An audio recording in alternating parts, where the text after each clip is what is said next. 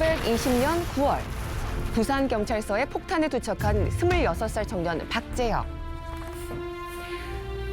1921년 9월 조선총독부에 폭탄을 투척한 27 청년 김익상.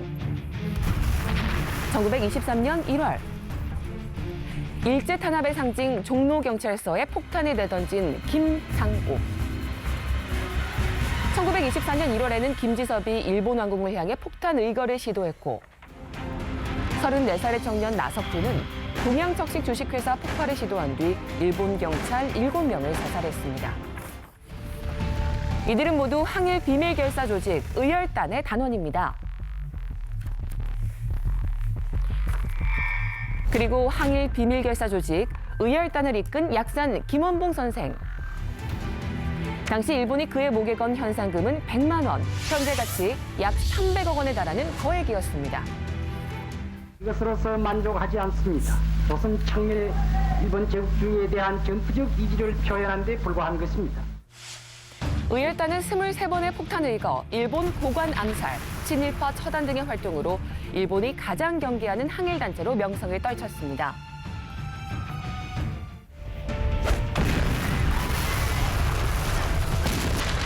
다가오는 11월 10일 창단 100주년을 맞는 의열단. 조국 독립을 위해 싸운 그들의 이름을 되새겨봐야 할 때입니다. 네, 오늘은 역사학자 한홍구 교수와 함께 의열단에 대해서 이야기 나눠보겠습니다. 안녕하십니까? 안녕하세요. 예, 안녕하십니까? 예, 저희가 방금 영상으로도 살짝 봤습니다만 의열단이 어떤 조직인지 다시 한번 설명 부탁드립니다. 예, 그 3.1운동이 끝나고 그해 11월 그러니까 이 젊은 청년들, 주로 신흥무관학교를 졸업한 청년들이 길림에 모여서 네. 정의를 맹렬히 실천한다. 네. 그래서 여기서 그 실천에 방점을 찍고 젊은 사람들이 모였습니다. 네. 그래서 끊임없는 투쟁을 전개했죠. 그렇죠. 지금 저희가 이제 인물들을 많이 소개를 해드렸는데 약산 김원봉 선생님이 단장이셨죠? 예, 예. 네. 사실은 그 당시에 의열단에서는 단장을 의백이라고 불렀는데 네. 아, 네. 그 백은 뭐 백부, 백형할 때 제일 네네. 맞이라는 뜻인데 네. 김원봉 선생이 나이가 그 분들 중에서는 제일 어린 편이었어요. 그런데도 나이는 예. 어린 편이었지만 예. 다들 이제 목숨을 걸고 폭탄을 던지려고 모인 사람들인데 네.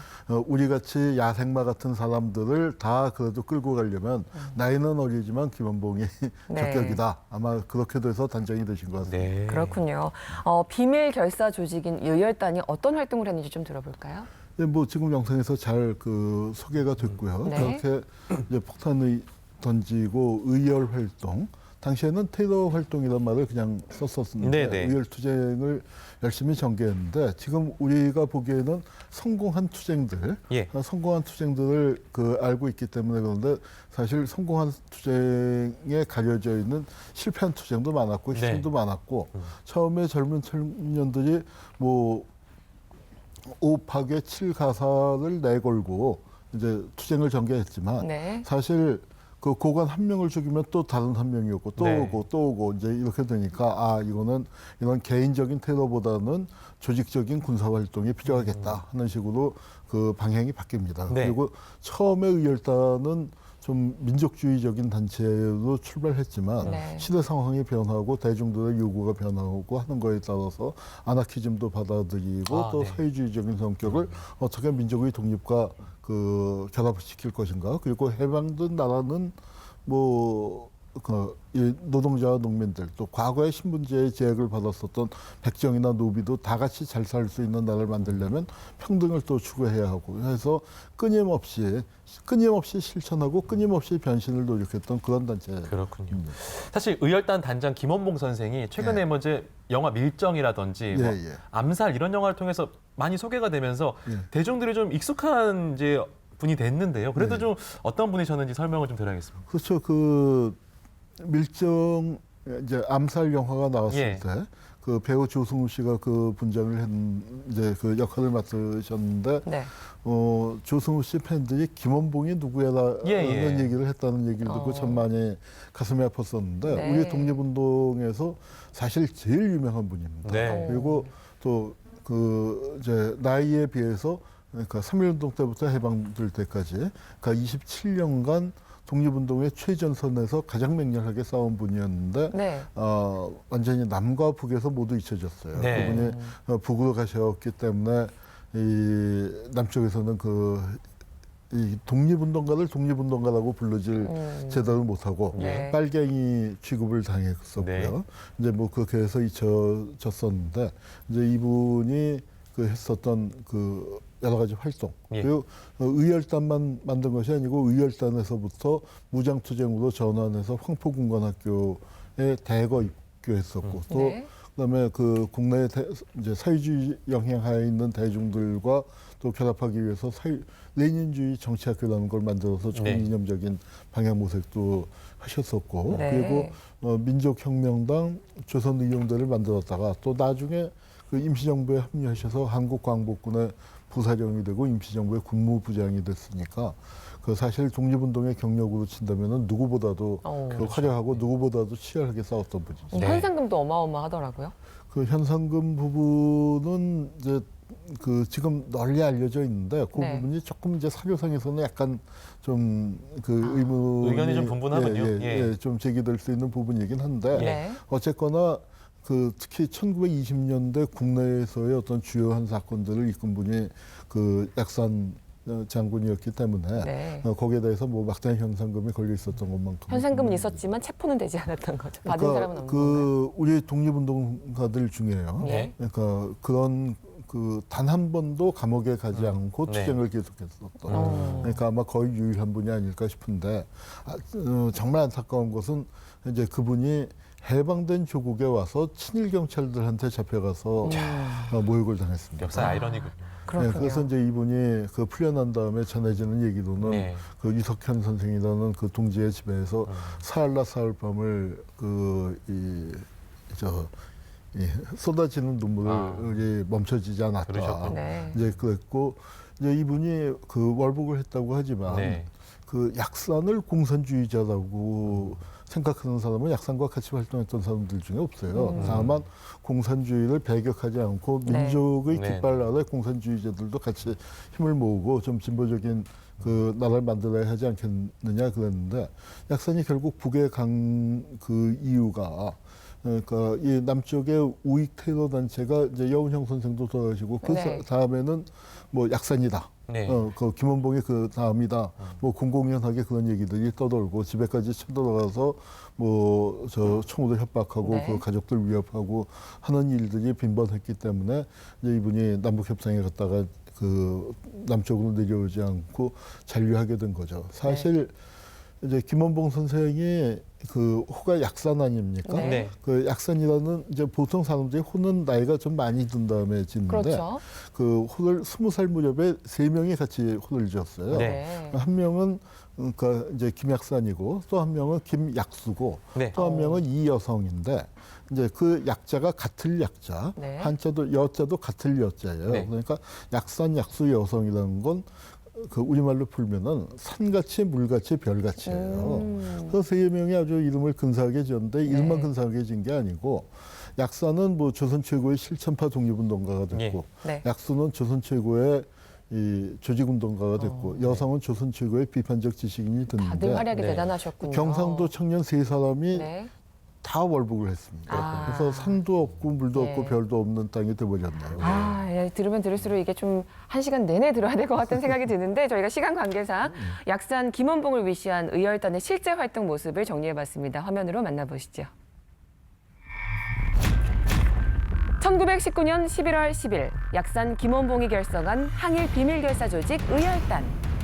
그들의 첫 계획은 수탈의 중심지인 조선 총독부와 동양적식 주식회사를 폭파시키는 것이었는데요. 하지만 첫 거사가 실패로 돌아가고 의열단원 20명이 검거되자 김원봉은 신입단원 박재혁에게 특명을 내리게 됩니다. 1920년 9월 중국 상인으로 위장한 박재혁은 부산경찰서 하시모토 서장을 돕대 폭탄 의거에 성공합니다. 의거에 성공한 박재혁에게 주어진 지독한 고문과 사형 선고. 옥살 당시 그의 나이 겨우 26이었습니다. 박재혁의 의거는 의열단이 성공한 첫 번째 거사였고 이것은 의열단의 투쟁에 강력한 신호탄이 됐는데요. 1926년 나석주가 일제 경제 수탈의 중심지 조선 식산은행에 폭탄 의거를 시도했습니다.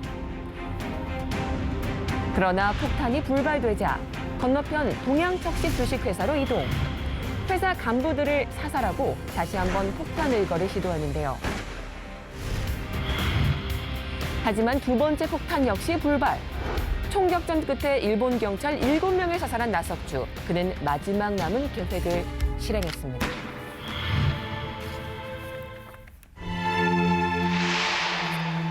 나는 조국의 자유를 위해 투쟁했다. 2천만 민중아, 분투하여 쉬지 말라. 다음은 의열단에서 활약한 여성 독립운동가입니다.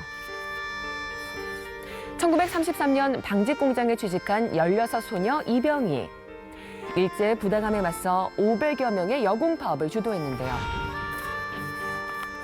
내가 제 나라 찾자고 운동하는 거는 이제 그야 할 도리니까, 국민의 도리니까 해야 한다. 그거지. 1940년에는 의열단에 입단. 의열단의 연락책 역할과 군 자금 모금 활동을 전개했습니다. 또 다른 의열단원 박사적은 약산 김원봉의 부인이기도 한데요. 여성 독립운동가 양성에 힘썼을 뿐만 아니라 훗날 조선의용대 전투에 참전해 조국의 독립을 위해 목숨을 바쳤습니다. 동포여, 울어도 소용없는 눈물을 거두고 결의를 굳게 하여 모두 일어서라.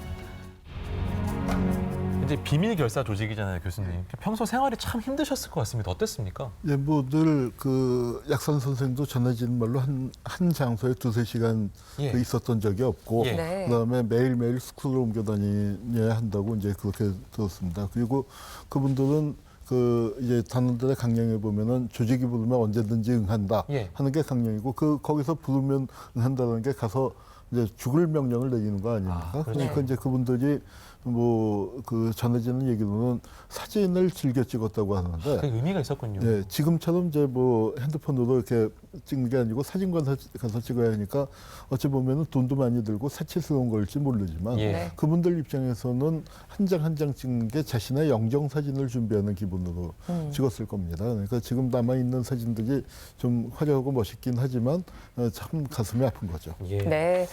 그런데 김원봉 선생의 서운이나 유공자 지정 논란도 있었고요. 의열단 역시 항일운동의 공적에 대해서 좀 제대로 평가받지 못한다 이런 의견도 있는 것 같습니다. 예, 어떻게 예. 생각하시나요? 그러니까 의열단 단원들 뭐 개개인들 중에는 이제 평가를 받은 분도 있지만 우선 단장인 김원봉 선생 장군이 북으로 갔다는 이유 때문에 그 서운을 받지 못하고 있어서 이제 네. 그 우리 많은 논란이 되고 있고 현행 법상에는 불가능하지만 그 이제 많은 사람들이 그 독립운동 서운의 기준을 남북으로 가지 않고 네. 적어도 45년 8월 15일을 기준으로 해야 하지 않겠느냐 하는 의견도 있고 또한 그 북에서조차도 그 북쪽 정권에 참여했더라도 지금 북쪽에서 지어진 분이라면 남쪽에서 끌어안는 것이 통일을 대비하는 데서 좋지 않겠느냐 이제 하는 생각들을 하고요. 네. 또 의열단원들 황포군관학교에 이제 갔을 때 의열단원뿐만 아니지만 의열단원과 이제 똑같은 생각을 하는 동지들이 한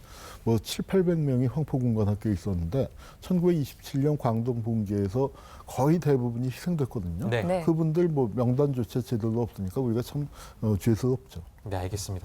이번에 의열단 100주년을 맞으셔가지고 의열단 약산 김원봉 장군 기념사업회를 만드셨는데요. 예, 예. 구체적으로 어떤 활동을 하실 계획이신지요? 예, 그 아마 그 서훈 빼놓고 그 약산과 그 예. 동지들을 기리는 모든 작업을 그 다 할 생각이고요. 예. 네. 11월 9일 이제 의열단이 11월 9일에 모여서 10일 날 그 만들어졌기 때문에 이제 여러 가지 행사들을 준비하는데 저희 네. 기념사업회에서는 그 도올 김영옥 선생을 모시고 기념 강연도 갖고 또 이제 청년 의열단이 모여서 좀 이제 한번 힘을 내고 약산 정신을 지금 되살려 보자.